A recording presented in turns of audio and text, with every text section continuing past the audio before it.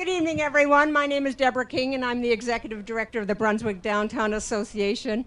I can't tell you how happy I am to see all these faces outside, not wearing masks if you choose not to. This is wonderful. In fact, this is our first live, well, nobody was dead at the other events, but in-person events for the BDA this year, but we have just a whole pile of activities planned and programs and events for the rest of the year, and I hope that when you checked in with Jennifer that you got the list of all the events. So we look forward to seeing so many folks.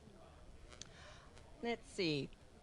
Well, I am thrilled to be here at Brunswick Landing. And even though our name implies that we're simply a downtown organization, that's simply not the case. In fact, we counted out this afternoon, we have 18 members from Brunswick Landing, members of the BDA. And I see a lot of them here tonight, and we just appreciate your support so much, and we appreciate the support of everyone here. It truly makes our efforts worthwhile, and just to see the smiling faces is just great. So we have another fall event coming up, which is similar to our speaking series, and our hope is to have it at Maine State Music Theater, and we're going to see what we can do about that one, but stay tuned for that. I want to thank the sponsors of the event today. It's Sunnybrook Avita, located on Brunswick Landing, and Atlantic Federal Credit Union. Thank you so much. And I also want to thank Nate Wilds and his crew from Flight Deck Brewing. They're hosting this event, and I'm sure everyone is enjoying the beer, and be sure to stick around after our guests have their discussion, because there's pizza. So that's brand new, and I'm looking forward to that. So before we get started on the formal program, although it is going to be very informal tonight, and we love it, I'd like to call on our illustrious and debonair town manager for a community moment. So please join me in welcoming John Eldridge.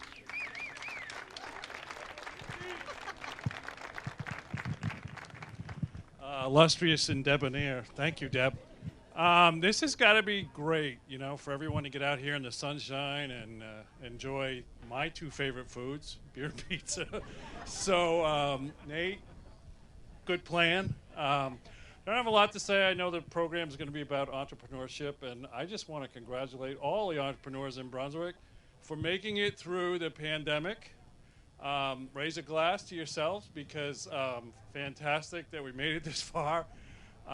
So on behalf of the town, congratulations everyone. We're looking for a great summer, a traditional great Maine summer. So happy to be here again. Seriously, probably my two favorite foods. All you need is a little ice cream and I'm set. So thank you everyone, and enjoy the evening. Thanks, Deb. Thank you, John. Don't go away.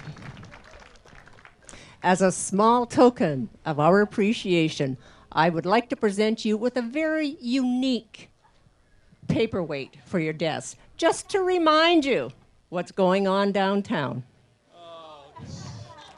A broken brick. All in fun, John. This is actually, Deb, a concrete paver. Let me explain to you the difference between a clay brick and a concrete paver. Anybody want to spend a half an hour talking about bricks and pavers? I didn't think so. Neither do I. Thank you. Thanks, John. Okay, so we're on to the show. Well, it is my pleasure to introduce Nate Wilds. He's the co-founder of Flight Deck Brewing and executive director of Live and Work in Maine. He, along with Sascha Deri, Brittany Hyde, and Anna Cockrell, they're going to chat about why Greater Brunswick is becoming the choice destination for young-minded business owners and entrepreneurs seeking world-class quality of life and the ideal work-life balance. I would also leave Nate to define the concept of boomerang. Please join me in welcoming Nate Wilds. Hey, everybody. Whoa. Hi, everybody. We're going to keep microphones as down as you can. Thank you, Tom. We're going to keep microphones as limited as possible, and we're going to have this a conversation. This is not intended to be a panel presentation at all. This is really to be about sharing some highlights of what we've experienced, 4 very distinct but also familiar stories. And we hope to relate and also hear from you about what sounds good, what sounds bad, whether you've experienced similar things and not. The objective, we hope, is to not just share and have a moment of connecting with one another, but also to have a sense of where we're heading. And we've all had our heads spun around a few times in the last calendar year, but Maine's had a heck of a decade, frankly. And there's a lot happening in our state, a lot that's happening to us, and there's a lot that's happening because of us as a state.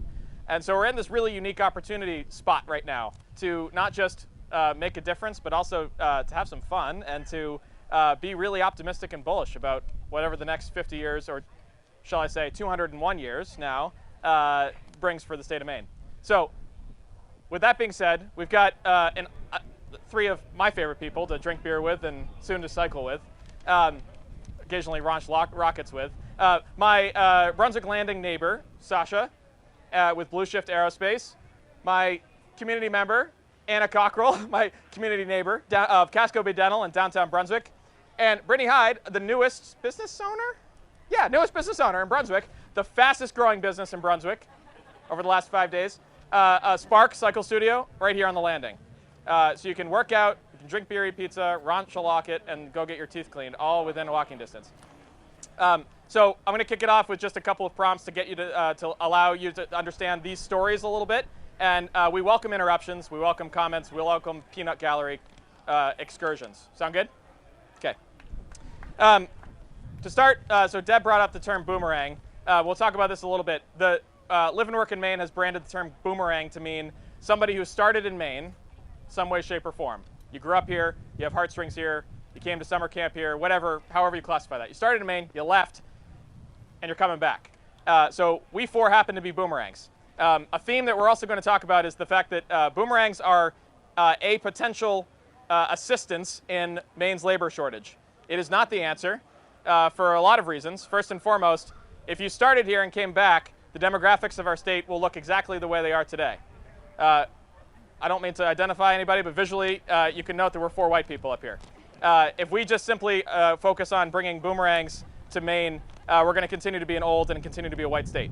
So you'll hear some themes here as we talk about what's being done differently to optimize that opportunity. So what is your boomerang story, Sascha? Why did you leave Maine, and what brought you back?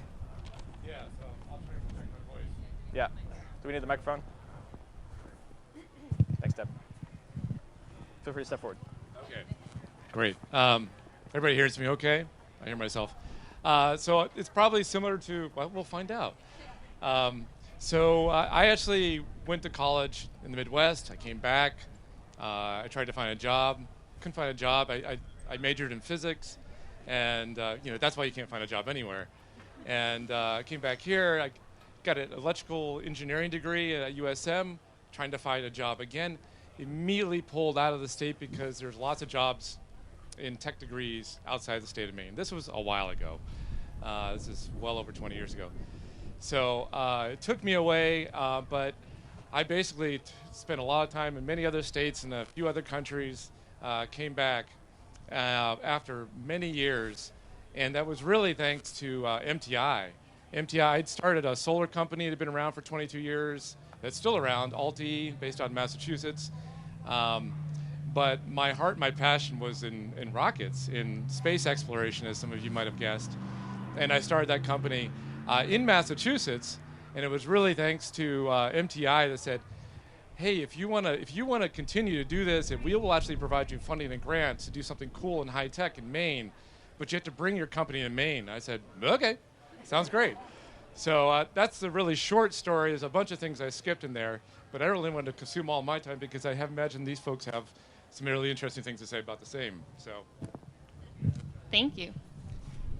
So my story is that I grew up just up the street in Bodenham and left for college, as a lot of kids do out of high school. Went to Seattle for school, and then was in Boston for a while, met my husband, who is from Washington, so we headed back to the West Coast.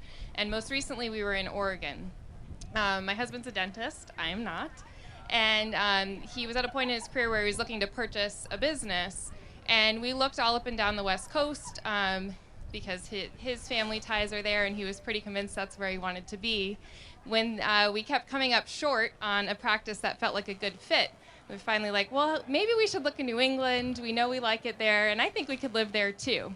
Well, lo and behold, it might not have even been a month after we started looking in Maine, my childhood dental practice went on the market. So we saw it. It fit the bill. We knew we loved Brunswick and could live here and be very happy here. So Chad hopped on the plane to be the first one to meet Dr. Howell to talk about the practice. Of course, they hit it off swimmingly, and the rest is history. And we've been really welcomed back with open arms, and we've found a business that's been an excellent fit for both of us. Awesome. Hi, I'm Brittany Hyde. As Nate said, I'm the owner of Spark Cycling Studio. We opened Saturday, so I am very much a new business owner. I grew up in West Bath. I, too, went away for college in upstate New York and moved to Boston after graduation. To me, growing up here, Massachusetts always seemed like the cooler, older cousin, and being in like a big city seemed like something that I wanted to experience, and I was there for about 12 years working for a company called Education First, working sort of on the demand side of airline, student travel on the airline side. I was really happy down there until one day I thought, I don't think I really want to live here anymore. I was really tired of the traffic. I loved my condo, but I was never going to afford to have more space. And all of a sudden, just Maine seemed like where I wanted to be. It was about 5 years ago that I moved. I moved to Portland. I bought a condo there. I started working at Wayfair. So I was commuting back and forth to this place, this base that I had never been on before growing up. I remember there was always this rumor that there was a Taco Bell on the base, but you couldn't go unless you had access. So this was like this place of mystery to me. And all of a sudden I was commuting here from Portland every day, and I worked there for about 3 years. And I left and started working in Portland at CIEE, a company similar to Education First, in December of 2019, and I was promptly laid off in March of 2020. And throughout last summer, I started trying to figure out what I was going to do next, and I had spent so much time up here. My dad still lives in West Bath, and I had always wanted to open a small business, and a friend of mine said, why don't you open a spinning studio? And I was like, oh, that's interesting. And that was literally coffee last July, and I opened last Saturday. So I'm learning as I go, but I'm so happy to, one, be in Brunswick. I think that Brunswick needs something like this, and as somebody who's also trying to buy a house in Brunswick, clearly everybody wants to be here. If you don't know, the housing market is nuts. So yeah, I mean, I love Portland, but I think Brunswick is, I don't know, look at this. It's the place to be. So say more about that. Keep the mic in. What about Brunswick? I mean, you've traveled all over New England. You have the education and the talent to go anywhere. So why in God's name would you open a business on a place that doesn't even have a Taco Bell? I know. Don't we have a Taco Bell now? No, don't tell anyone. Shh, quiet. I honestly think that that Brunswick is, you can't really consider Brunswick a suburb of Portland, right? We're a little too far from Portland, but I think that there is a community here that wants the all of the quote big city stuff without having to go to Portland. And I have enough of a community here that I know that people are like, oh, I don't want to drive to Portland to go spin. I don't want to drive to Portland to do this, that I want to do multiple times a week. I think that, it's taken some time, but there are more and more people who want to be here. There are more and more young families that want to be here. I just can't stand traffic anymore. And, you can get around. There are things to do. There are places to eat. Obviously, COVID notwithstanding, there are things that draw people here. And I think even specifically to the base. I mean, last summer when I was thinking about being on the landing, I was like, ugh, are we ready for that? Is the landing ready for this? Am I gonna have enough people? And I mean, I'm here now multiple times a day. There's so much traffic here. There's so many people here every day. Obviously, Nate, Becky, like a lot of that has to do with that. But as we kind of recover from COVID, I think there's just so many people there that are craving experiences that are more, that you see more in a quote city, that people really want in their own kind of backyard. So, Sascha, you kind of answered, you were bribed to come to Maine. Shall I say, invested in aggressively from MTI. But there are other financial incentives to go everywhere. And so a theme that comes up oftentimes when we're out marketing Maine as a great place to live and work is saying, people say, well, yeah, but I can't make as much money there. Or, yeah, but there's no economic activity. And I love that question. I've got some great answers for it. What's your answer to somebody who says, Sascha, why in the world would you go to Maine? Sure, you got some like sweet deal, but I mean, what about Texas, Rockets, Texas, come on. To be fair, my family's all still here. So my parents all live in Farmington. My brother lives in North Yarmouth. So I was coming back home my nesting instinct was fully in gear. So it was more than just money. It was more like, finally, there's the last straw. But to get to your point, I would say, why not Maine? Like when people ask about aerospace and doing space exploration, as I hope you guys have all heard, Maine is actually a perfect place for doing a special type of polar launches over the ocean. You can't do this anywhere else on the eastern seaboard. And for launching a certain type of satellite, half the market, it's like a $69 billion market to launch these satellites into space.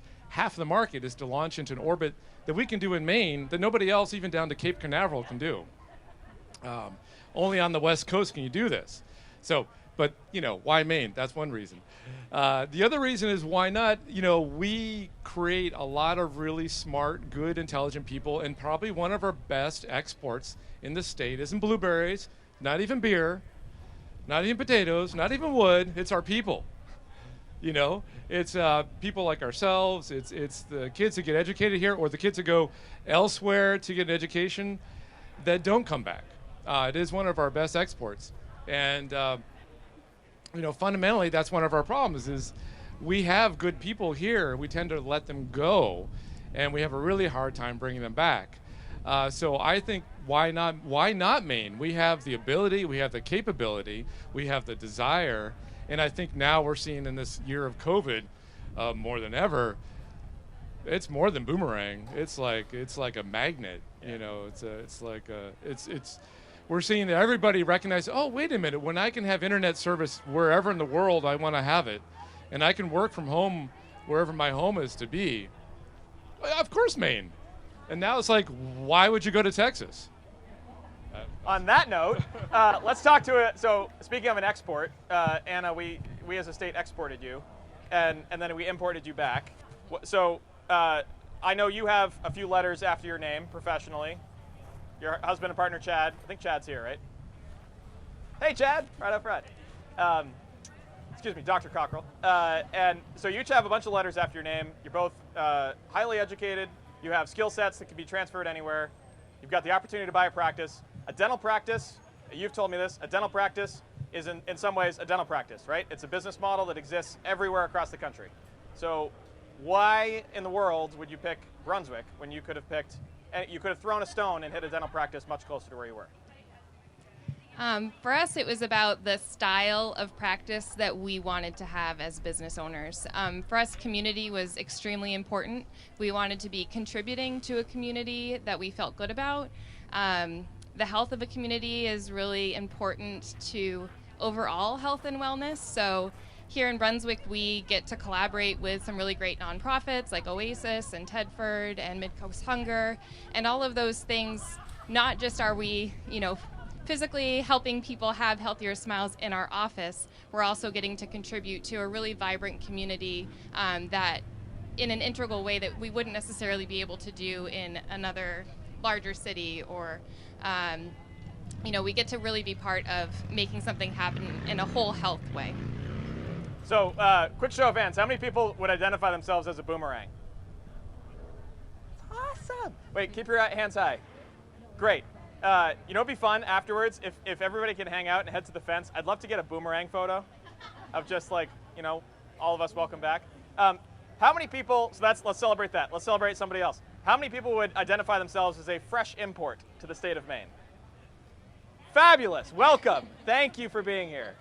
And so these are our targets here, folks. We got to retain them. And on that level, we're going to pivot a little bit here to talk about, enough about coming back. Let's talk about welcoming folks who are new to our community in any way, shape, or form. We, as a state, a couple quick facts. These are not stats, these are facts. Number one, if every single body currently located in the state of Maine had the exact skill set that Maine employers needed, we would still not have enough people to fulfill the need in the employer sector. Meaning, employers cannot find enough bodies, never mind qualified bodies, to fulfill the potential workforce need that we have in our state. So that means we do not have a choice. We have got to welcome new people to our state in order to fulfill not just economic prosperity, economic stability.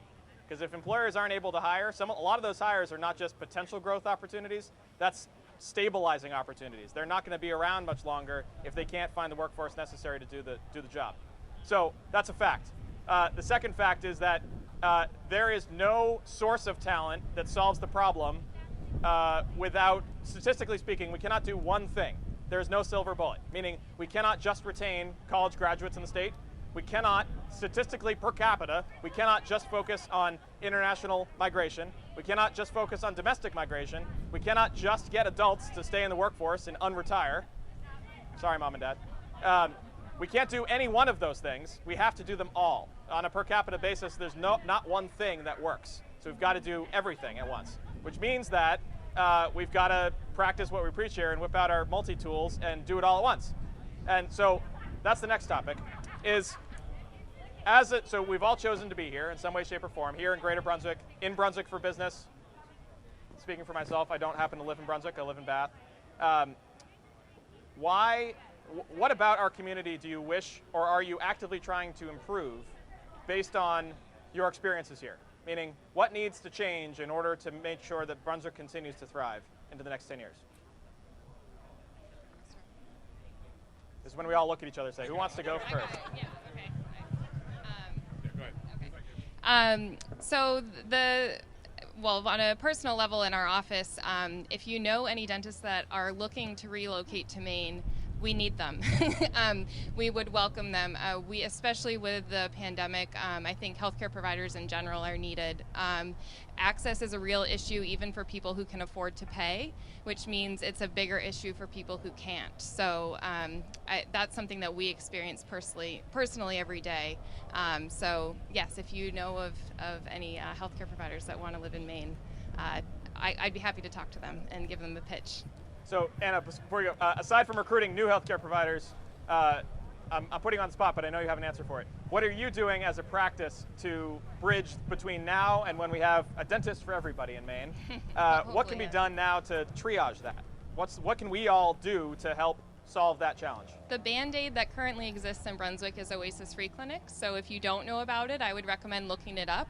They do a really wonderful job. They provide both medical, dental, and other health services like nutrition, and some mental health, some prescription assistance. So if you aren't already familiar with them, I would definitely look them up because they're doing a really wonderful job and providing a really important service in our region. And they also help employers too. I mean, some employers, for whatever reason aren't able to provide health benefits or whatever, and Oasis is there to provide. It's all free. There's no cash exchange.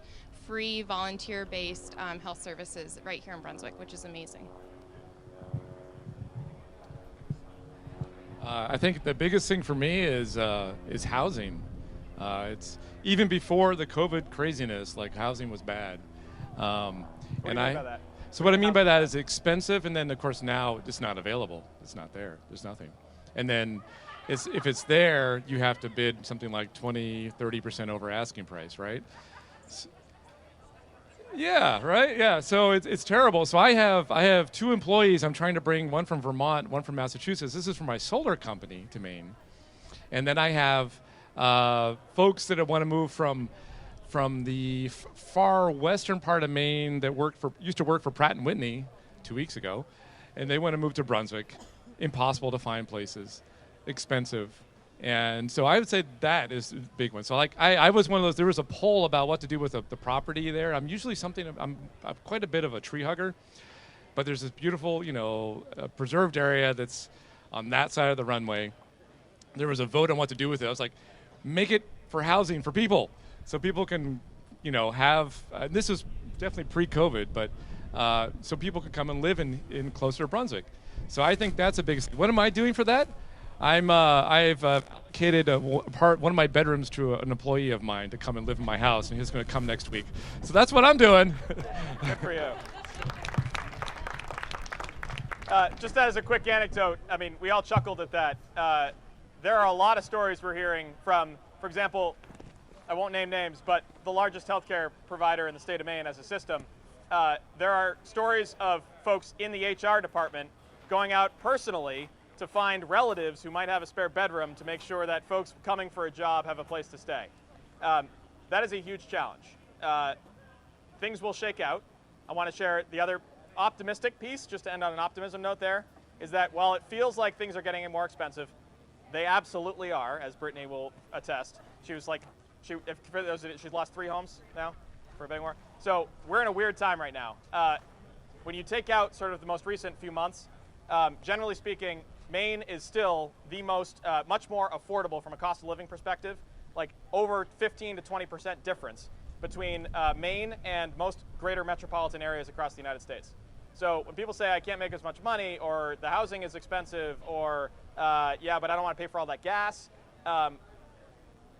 one thing we can do is get folks to focus not on the one thing. You got to focus on the big picture. And as you've heard from everybody here, no one moved here for a single reason, right? It's the package deal. It's the family. We all moved here or stayed here in some degree because of that family. Great. That's it. That has a numerical financial value to it that may not exist on a spreadsheet, but we still need to highlight and celebrate. Because if life was only about, whatever the spreadsheet said, I think we'd all be on Wall Street or something, or Wall Street would be across Maine, right? It's more than that. It's the way life should be for a reason, right? It's the balance, work-life balance. Sorry, go ahead, Brittany.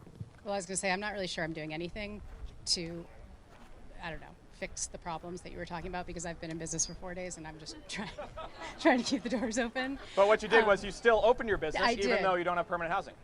I did. That's true. You're committed to the community. Yeah. Yeah.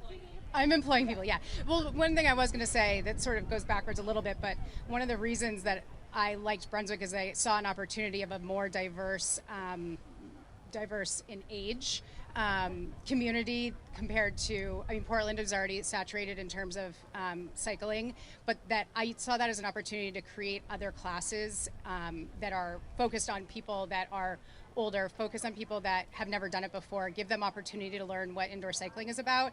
And I think that's sort of kind of answering your question in terms of creating exposure for a community that hasn't had, my product, my service before, to, create a community that's more, I don't want to say inclusive, broad, yeah, that has just more to offer. And a lot of that is about educating people about, what my service is and what my business does, and how that can be a part of a healthy, active lifestyle, and doesn't have to look like one thing. It can look like somebody who spins and runs and does triathlons and does all these things, but then somebody who also just wants to get on the bike and move a little bit a few times a week and can go in at their own pace.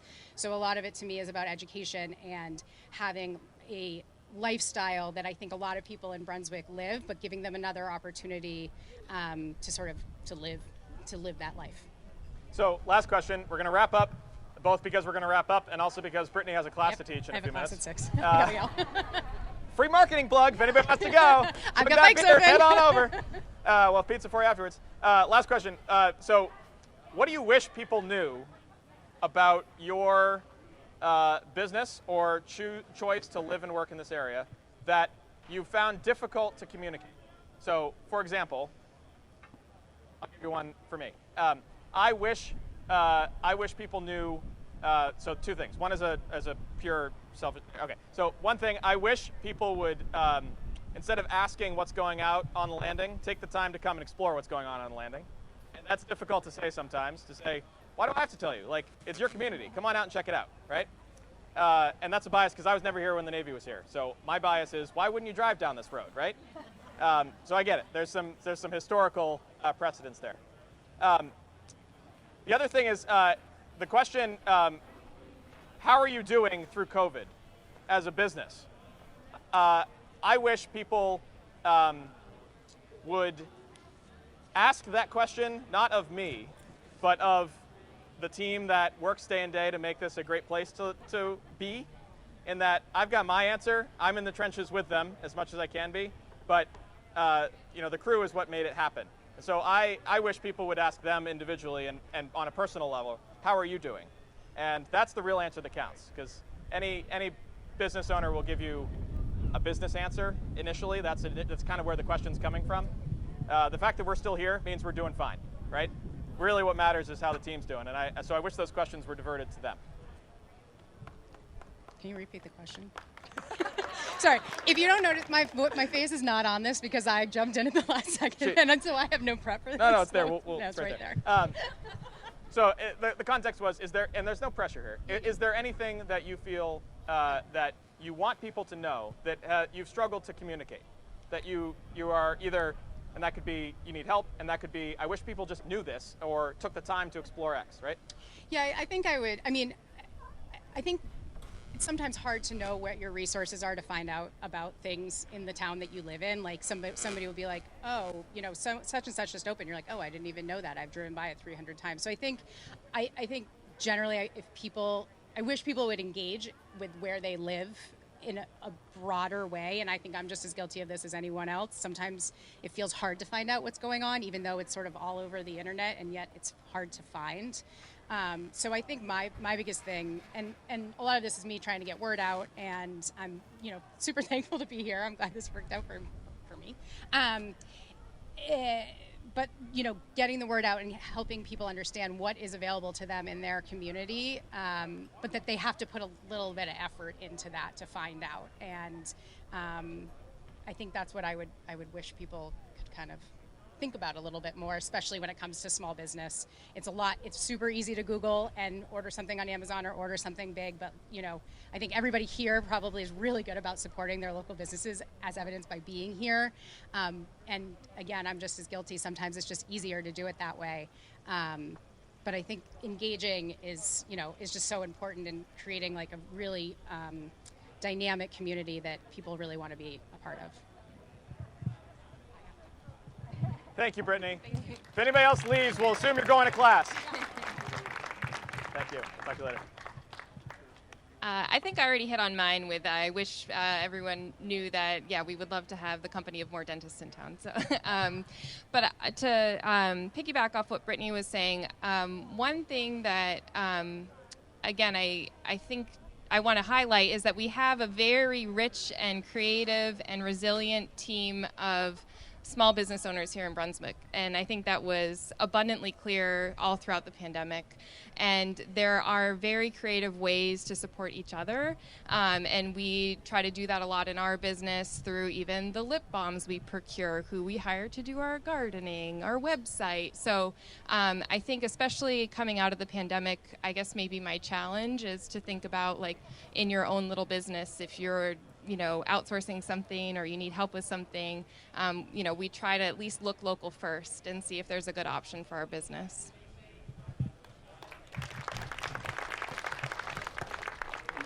I think for me, I can hear my voice very well. I think one of the toughest things that folks didn't recognize for us, I mean, coming from doing aerospace, doing rockets is like sexy, right? There's no doubt about that. But it's actually, there's a hard factor of doing that in Maine. And I talk about why it's good to do it in Maine and why Texas sucks, but Maine rocks. Texas sucks, Maine rocks. Yeah. But no offense to Texans who've just recently come to Maine. Right. Yeah. Welcome. You've upgraded. Yeah, do that. Gone north. But the big challenge for us is actually Brunswick is a bit of a bubble between MTI, Maine Technology Institute, and Brunswick Landing.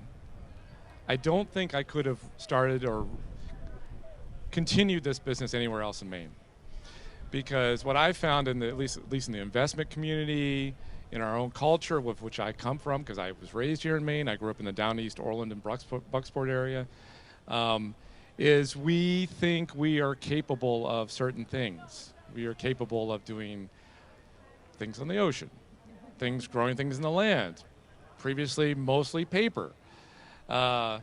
And that's what we think we're capable of. And what I found is really tough as a small business owner that needs a lot of money to do something that's really cool is the investment community in the region. And I actually go beyond Maine, go down to Boston. There's this like block that we could be technically astute in Maine and do something that's really cool, do something about space exploration. And if it's not about growing kelp or growing potatoes or awesome beers, what? No. And so it's even us Mainers, and not just people outside of Maine, it's us Mainers that think we can't do it. And so for me, it's actually changing the mindset. That said, I have tons of wonderful people knocking our doors to wanting to work for us. So I'm really thankful for that. But there's a bit about us believing in us, that we can do anything we want to do. And just because we're a state called Maine doesn't mean we're limited. So that's all I have. Amen to that.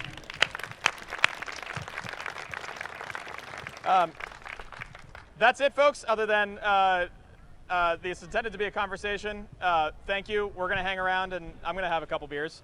And on the pizza front, we've got slices for everybody. If you've RSVP'd to the BDA, please help yourself to a slice or two out by the oven. Brian is right there. Hi, Brian. Saluting. And we've got Spencer and Benedict in the silver trailer, our wood-fired pizza team. That is 3 out of 4 of the team members right now. Hi, Spencer. Spencer's in charge over there. We are so excited. We just launched it last week. Slices are on us tonight if you want to grab 1 or 2. If you'd like a full pie, place an order at the bar. We appreciate it. And they'd be happy to tell you all about our wood-fired oven and all the good stuff that's coming. Thank you. And before everyone rushes over to get their pizza, I would like to thank Nate once again for hosting at Flight Deck Brewing, and thanking our, I won't call you panelists, you're Brunswickians now, you're Mainers. So as a small token of our appreciation, I'd like to present you with a Brunswick Downtown Association hat and a mask that you are free to throw away as soon as possible.